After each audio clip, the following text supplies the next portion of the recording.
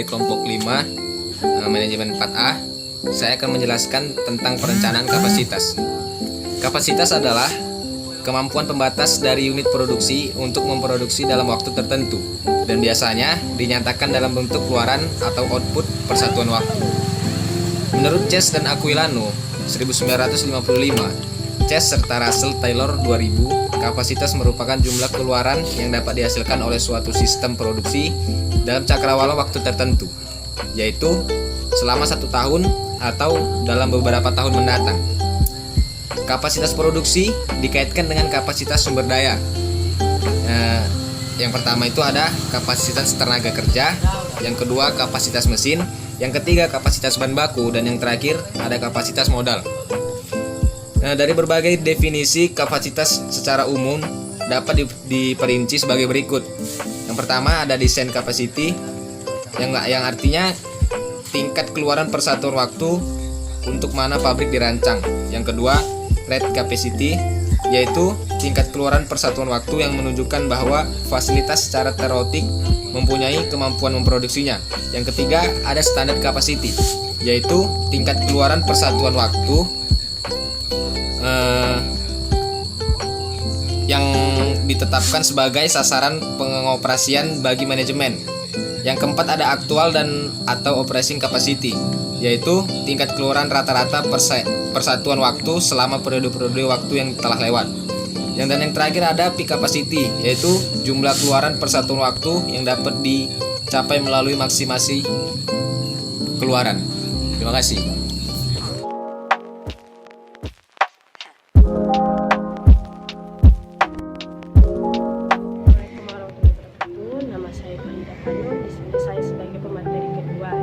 Saya akan menjelaskan tentang perencanaan kapasitas. Perencanaan kapasitas atas jangka waktu itu terbagi 3. Yang pertama itu kapasitas jangka panjang, lebih dari 1 tahun.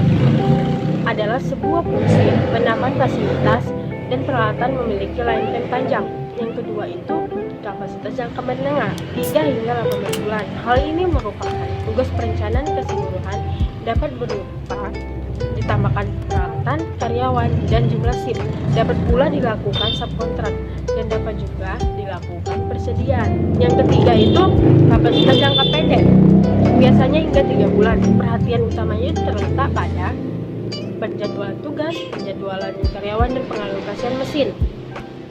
Perspektif kapasitas itu terbagi 3. Yang pertama, kapasitas desain menunjukkan output maksimum pada kondisi ideal di mana tidak ada produk yang rusak atau cacat, hanya untuk perawatan yang rutin. Yang kedua itu kapasitas efektif menunjukkan output maksimum pada tingkat operasi tertentu. Pada umumnya kapasitas efektif lebih rendah daripada kapasitas desain. Yang terakhir itu kapasitas aktual menunjukkan output nyata yang dapat dihasilkan oleh fasilitas produk. Kapasitas aktual dapat mungkin harus diusahakan sama dengan kapasitas efektif. Strategi dalam perencanaan kapasitas produksi. Kapasitas tenaga kerja menurut Taylor 2000 membedakan strategi perencanaan kapasitas terbagi 3 tipe. Yang pertama itu capital-led strategi, adalah strategi di mana kapasitas yang direncanakan naik secara bertahap dan selalu melebihi nilai permintaan jika permintaan terbentuk garis lurus atau linear. Yang kedua itu Safety-led strategi, adalah strategi di mana kapasitas yang direncanakan selalu melebihi nilai permintaan jika permintaannya yang naik secara bertahap. Yang terakhir itu average capacity strategi, strategi kapasitas rata-rata, adalah suatu strategi direncanakan kadang melebihi, kadang berkurang dari permintaan pasar. Sekian dari saya yang bisa saya sampaikan. Assalamualaikum warahmatullahi wabarakatuh.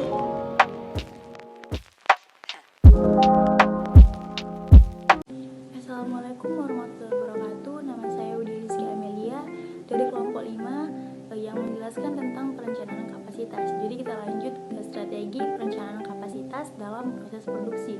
Dalam proses produksi terdapat 2 strategi perencanaan kapasitas. Yang pertama ada strategi murni, terus yang kedua ada strategi Herbert. Yang pertama kita bahas dari strategi murni dulu.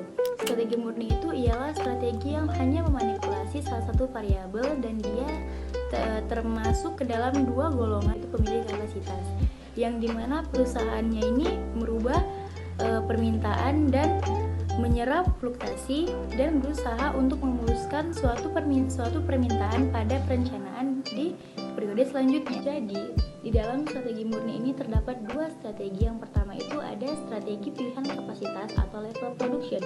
Di dalam level production ini, perusahaan itu mampu memilih tipe kapasitas untuk produksinya. Itu ada mengubah tingkat persediaan, yang dimana perusahaan itu meningkatkan persediaan selama periode permintaan rendah untuk memenuhi permintaan yang tinggi di masa yang akan datang. Yang kedua ada meragamkan ukuran tenaga kerja dengan memberhentikan tenaga kerja guna menyesuaikan tingkat produksi. Terus yang ketiga ada meragamkan tingkat produksi melalui lembur atau waktu kosong. Terus yang keempat ada subkontrak. Yang kelima adalah mempekerjakan karyawan paruh waktu. Yang kedua adalah pilihan permintaan atas demand, yang dimana dari pemilihan permintaan itu mempengaruhi permintaan.